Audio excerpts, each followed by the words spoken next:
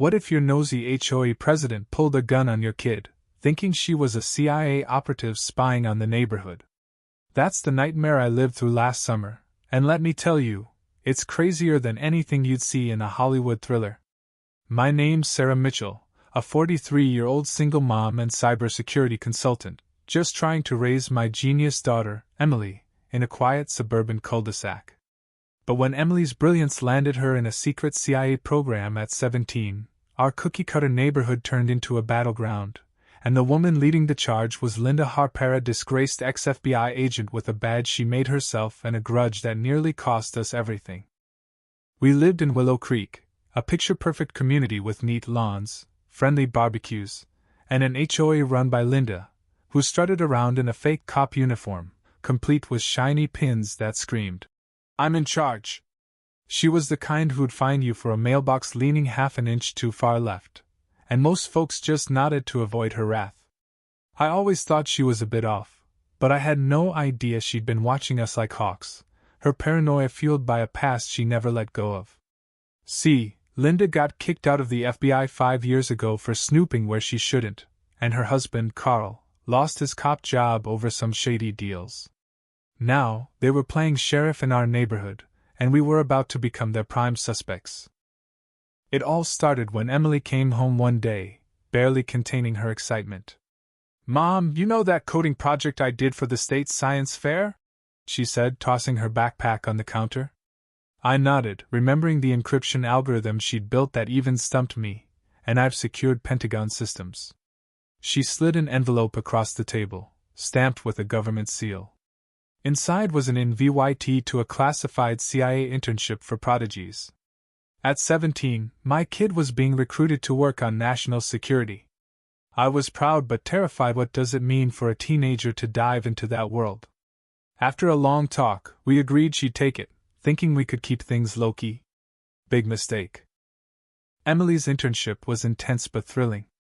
3 afternoons a week, a plain black SUV picked her up from school and whisked her to a secure facility. She'd come home buzzing about quantum cryptography or authentication systems, always careful not to spill secrets. Her mentor, Agent Karen Brooks, was a no-nonsense CIA officer who assured me Emily was safe, just doing advanced coding with real-world impact. But 2 weeks in, I noticed a car parked across the street, binoculars glinting in the window. When I stepped outside, it sped off, and I caught a glimpse of Linda behind the wheel. Then the HOA notices started flooding in. Me garden gnomes were non-compliant. My curtains were the wrong shade of white. My trash cans were 2 inches too close to the curb. I checked the HOA rules. None of it was real. Linda was making it up.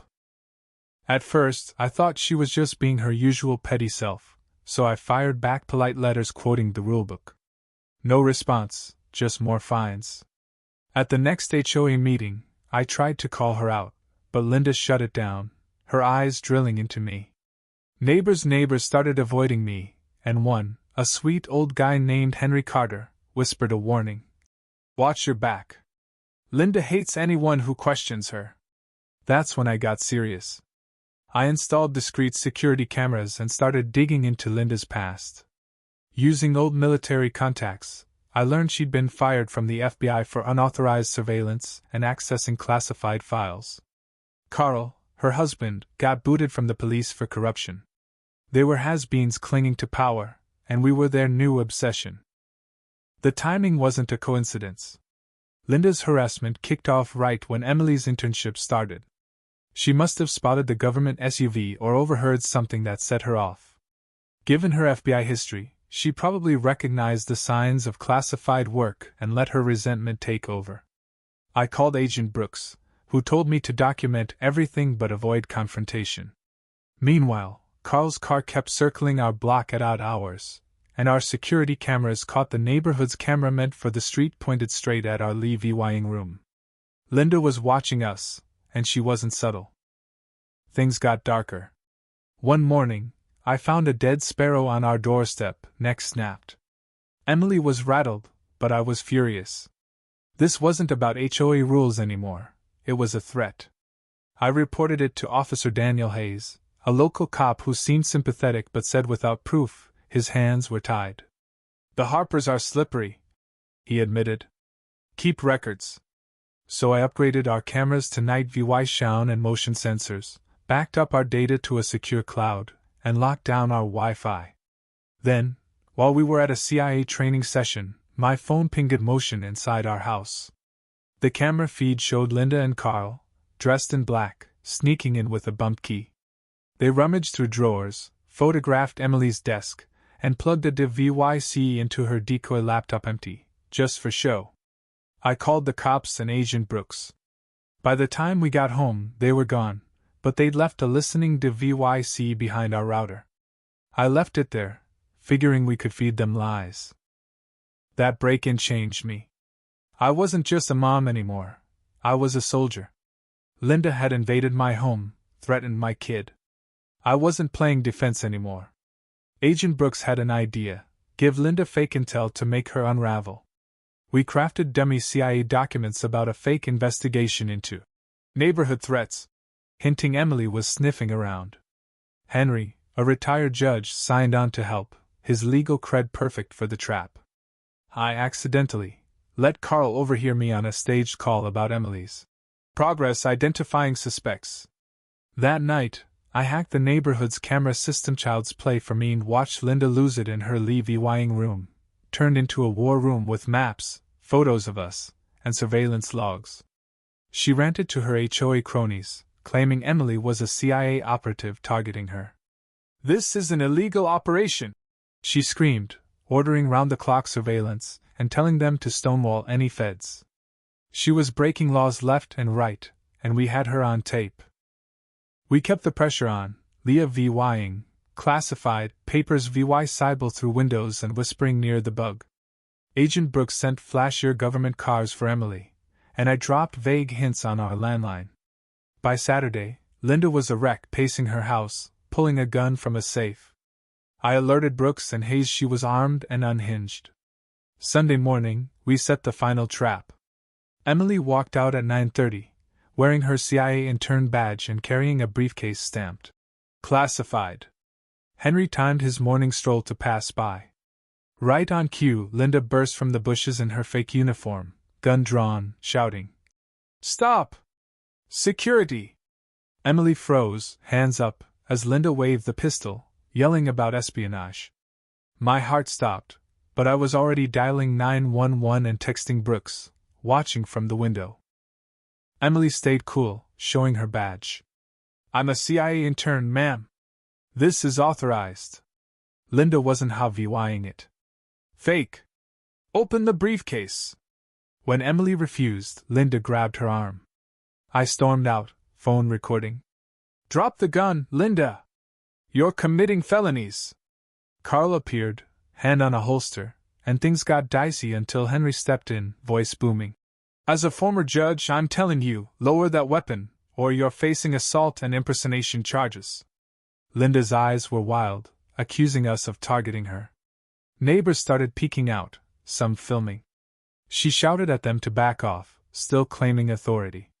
Then Brooks rolled up, flashing her CIA badge. "Federal agent. Stand down." Linda, panicking, swung the gun at her. A real Fed. That's when Officer Hayes and two cops swooped in, weapons drawn. "Drop it now!" Linda rambled about her jurisdiction, but Hayes wasn't playing. When she lowered the gun to lecture the crowd, he disarmed her in a flash, cuffing her while his team grabbed Carl. Her gun was loaded, no permit. They hauled them off, charged with impersonating cops, illegal firearms, assault, and messing with a federal agency. Neighbors were stunned. Many thought Linda was legit. Brooks confirmed Emily's CIA status, and as Linda was shoved into a cruiser, she screamed about SAVYing the neighborhood. Carl just shut up, finally getting it. Folks started confessing how Linda had blackmailed them: old DUIs, medical records, anything to keep them quiet. She'd ruled by fear, and we'd cracked her open. The police raid on Linda's house was a horror show. Her spare room was a spy den, unauthorized cameras, guns, stolen police gear, and journals detailing every neighbor's secrets. She'd siphoned $100,000 from the HOA for her toys and fake uniforms. Her computer held proof of kickbacks and fake fines that drove one family to sell their home. Worse, they found encrypted drives showing Linda had puppets in other HOAs, all ex-cops with grudges, feeding her dirt on government workers. She was shopping intel to foreign buyers, targeting neighborhoods near federal sites like ours. The FBI and CIA had been watching her, but our EVY Denke sealed the deal. Linda and Carl got slammed with espionage charges on top of the rest, locked away for years. Willow Creek rebuilt. We voted in a new HOA with real oversight, and I joined the board. Emily finished her internship, got a scholarship, and became a school legend, though she keeps her CIA gig quiet. Brooks checks in, joking about neighborhood security. We threw a festival first in years, kids laughing, no fines for noise. Families hit by Linda's scams got help from a community fund, and some who'd fled came back. I consult for the CIA now, advising on how HOAs can hide dirty schemes. Linda's trial was a circus. She called herself a patriot, but the judge shut her down. There's no such thing as a neighborhood dictator, Mrs. Harper. Sweetest words I ever heard. Looking back, it's wild how fast our boring suburb turned into a spy flick. The real shock wasn't Linda's gun or her spy ring, it was how many neighbors lived scared, silenced by her dirt. If your HOA's acting shady, don't just take it. Document, dig, fight. One mom and her kid took down a wannabe dictator. You can too.